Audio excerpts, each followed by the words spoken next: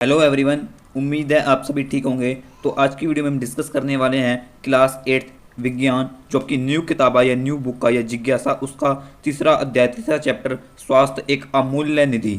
ठीक है, ये थोड़ा गलत हो गया है, नीति नहीं है, ये निधि है। ठीक है, निधि है। ठीक है, थोड़ा एडजस्ट कर लेना। आज हम इस चैप्टर से रिलेटेड टॉपिक डिस्कस करने वाले हैं। 3.4 टॉपिक है, 3.4 टॉपिक आपकी किताब में, और उसका नाम है रोगों के कारण और प्रकार क्या है। ठीक है, आज की वीडियो में 3.4 टॉपिक रोगों के कारण और प्रकार क्या है। ठीक है, इससे पहले बता दूं कि मैंने इस चैप्टर से रिलेटेड पार्ट 1 बना दिया है। पार्ट 1 में मैंने 3.1, 3.2, 3.3 करवा दिए हैं। तीनों इंपॉर्टेंट टॉपिक है, प्लीज़ जाके देख लेना। ठीक है, पार्ट 1 लिंक डिस्क्रिप्शन में दे दूंगा। और आज की वीडियो में पार्ट 2 डिस्कस करने वाले हैं। ठीक है, इस चैप्टर को बस केवल मैं 3 वीडियो में कंप्लीट करवा दूंगा। जो अगली वीडियो आएगी पार्ट 3, उसमें हमारा चैप्टर पूरा कंप्लीट हो जाएगा, आपसे वादा है। ठीक है, तो चलिए वीडियो को स्टार्ट करते हैं। अगर वीडियो आपको अच्छी लगे तो अपने फ्रेंड, आपके दोस्तों के साथ शेयर कर देना। ठीक है, चलिए वीडियो को स्टार्ट करते हैं। तो स्टूडेंट्स, हमारा टॉपिक 3.4 रोगों के कारण व प्रकार क्या हैं, इसको स्टार्ट करते हैं। ठीक है, इससे पहले मैं आपको जल्दी जल्दी बता दूं कि मैंने 3.1 स्वास्थ्य क्या है, ठीक है, मैंने ये बता दिया था आपको। 3.2 करवा दिया था, और 3.3 भी मैंने आपको करवा दिया था। ठीक है, क्रियाकलाप मैं नहीं करवाता। जिस बच्चे ने पार्ट 1 देखा होगा तो पता है मैं क्रियाकलाप नहीं करवाता।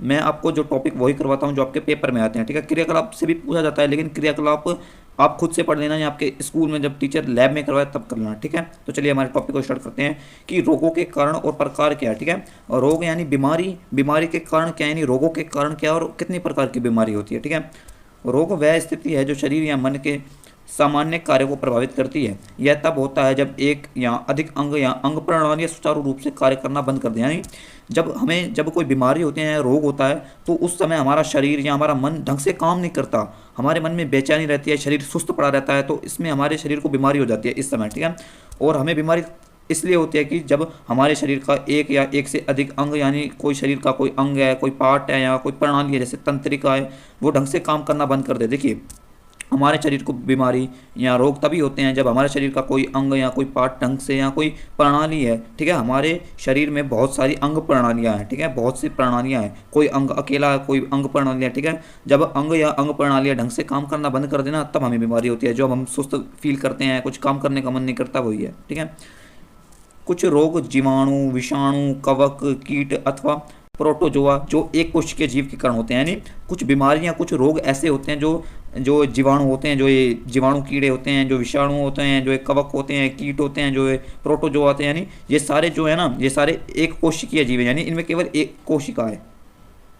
ठीक है, इनमें केवल एक कोशिका, यानी कुछ बीमारियां मनुष्य को इनसे होती है जो एक कोशिका के जीव होते हैं। ठीक है, और रोग उत्पन्न करने वाले इन जीवों को रोगजनक या रोगाणु कहते हैं। यानी जो ये एक कोशिकीय जीव होते हैं, जैसे जीवाणु, विषाणु, कवक, कीट, यानी जो ये वाले जीव बीमारी उत्पन्न करते हैं ना, तो इन्हें रोगाणु कहते हैं। ठीक है, इन्हें रोगाणु भी कहा जाता है। जैसे जीवाणु को रोगाणु भी कहते हैं, विषाणु को रोगाणु भी कहते हैं, कवक को, यानी ये रोग उत्पन्न करते हैं। ठीक है, अन्य रोग कुपोषण अथवा अस्वस्थ जीवन शैली के कारण हो सकता है। यानी देखिए, बीमारी मनुष्य को दो प्रकार से होती है।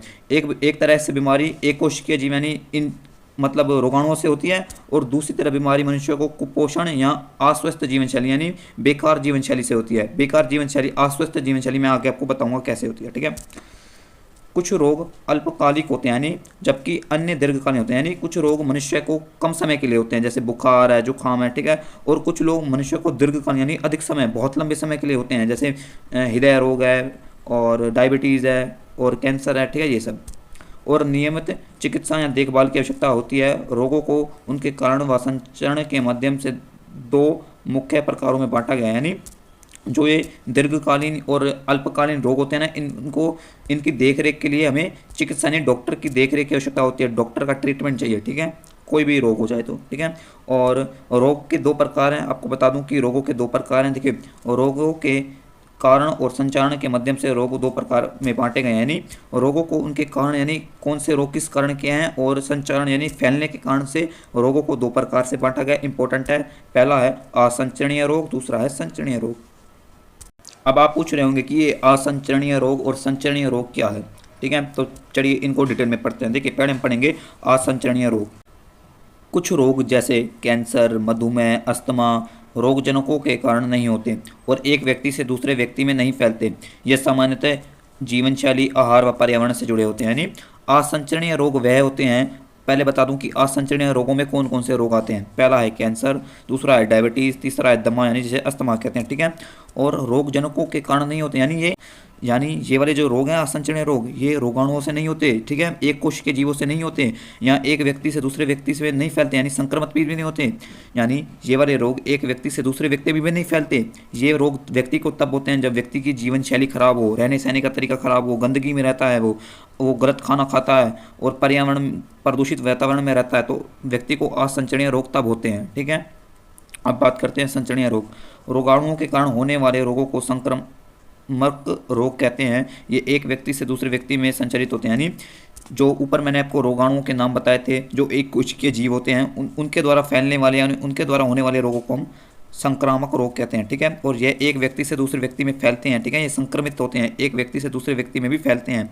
इनमें आपका हो जाएगा टाइफाइड, डेंगू, फ्लू, चेचक, कोविड-19। आपने कोरोना वायरस आया था ना, तो वो एक व्यक्ति से दूसरे व्यक्ति में फैलता था, ठीक है, वो संचरणीय रोग था कोरोना वायरस, सिंपल। डेंगू भी है ऐसा, टाइफाइड भी है, चेचक भी है, ठीक है, तो ये सारे संचरणीय रोग हैं।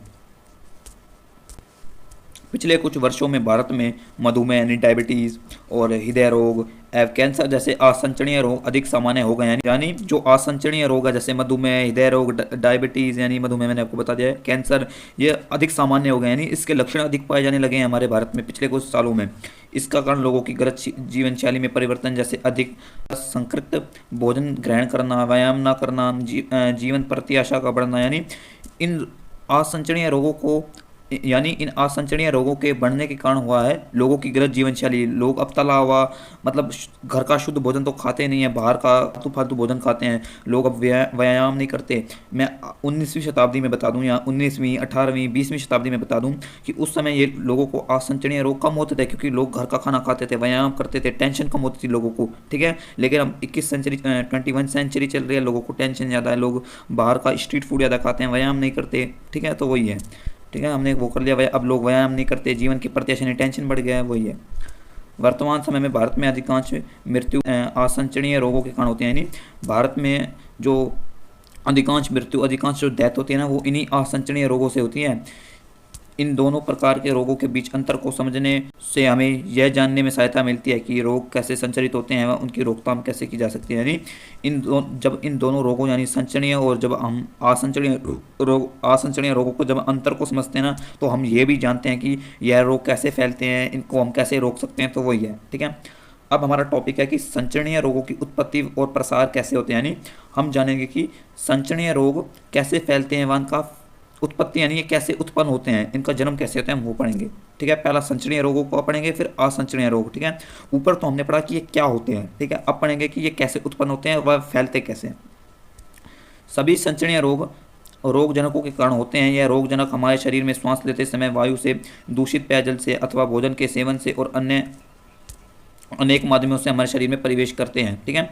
जो ये संचरणीय रोग होते हैं ना, ये रोगाणुओं से होते हैं। ऊपर मैंने आपको रोगाणुओं का नाम बताया था ना, तो उन्हीं से ये संचरणीय रोग होते हैं।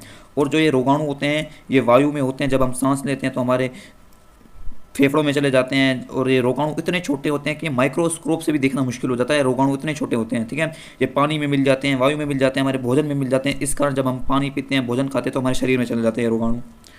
परंतु यह रोगजनक एक व्यक्ति से दूसरे व्यक्ति तक कैसे फैलते हैं, लेकिन यह एक व्यक्ति से दूसरे व्यक्ति में कैसे फैलते हैं, मेन क्वेश्चन मार्क तो यही है।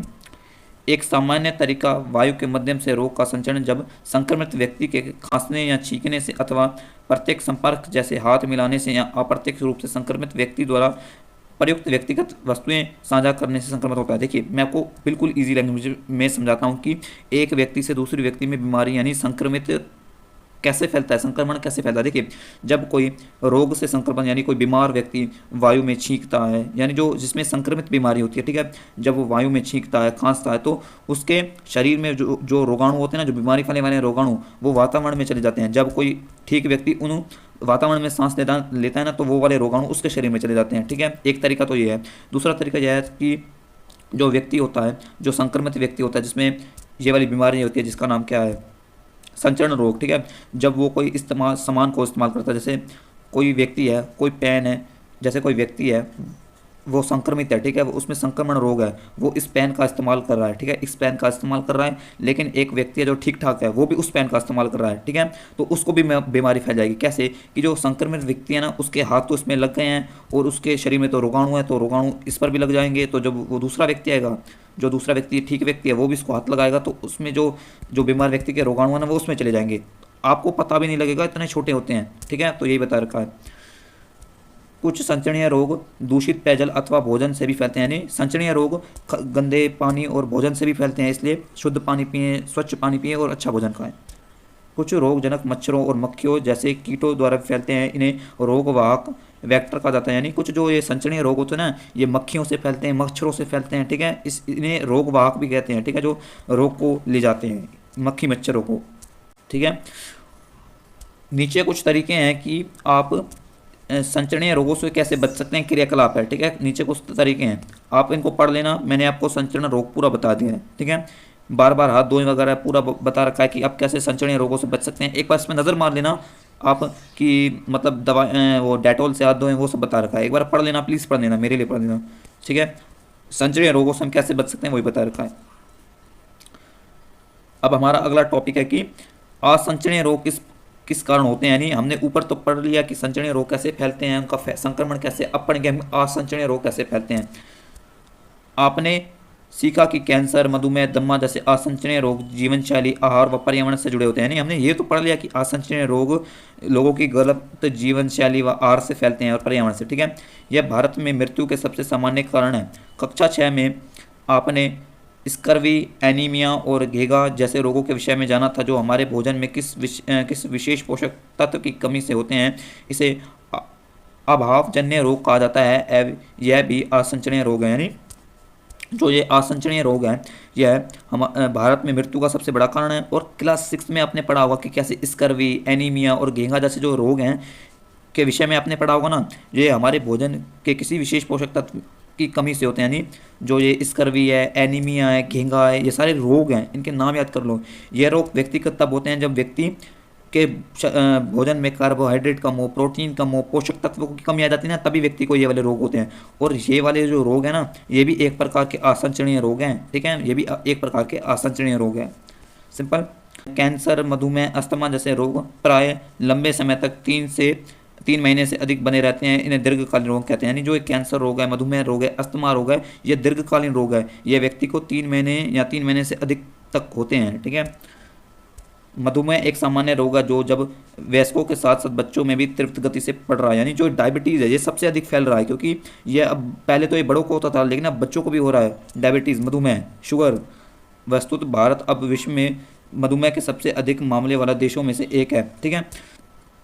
भारत में सबसे अधिक डायबिटीज़, शुगर वाले केस पाए जाते हैं, मरीज़ पाए जाते हैं, भारत में सबसे अधिक मरीज़ हैं, इसलिए भारत को डायबिटीज़ कैपिटल भी कहा जाता है, मधुमेह, शुगर की राजधानी, ठीक है, भारत को ये भी कहा जाता है डायबिटीज़ राजधानी।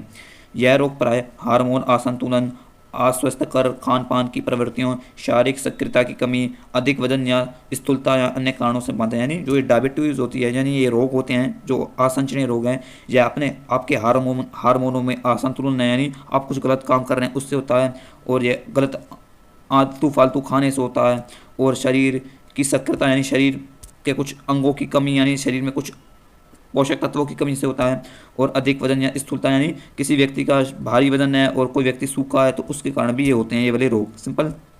अब नीचे कुछ क्रियाकलाप फिर से दे रखे हैं कि आप कैसे असंचरणीय रोगों से बच सकते हैं, ठीक है, तो इसमें यही बता रखा है कि आप व्यायाम करें, अच्छा भोजन खाएं और शुद्ध हवा लें, ठीक है, वही बता रखा है। अब मिलते हैं हमारे अगले टॉपिक में, यानी नेक्स्ट वीडियो में। आखिरी टॉपिक है रोगों का निवारण व नियंत्रण कैसे करें, यानी हम रोगों से कैसे बच सकते हैं, उनका नियंत्रण कैसे कर सकते हैं, हमारे शरीर को कैसे बचा सकते हैं। तो मिलते हैं नेक्स्ट वीडियो में, तब तक के लिए बाय। पार्ट 3 में लास्ट वीडियो की इस चैप्टर से। तो मिलते हैं नेक्स्ट वीडियो में, तब तक के लिए बाय। वीडियो को लाइक कर देना।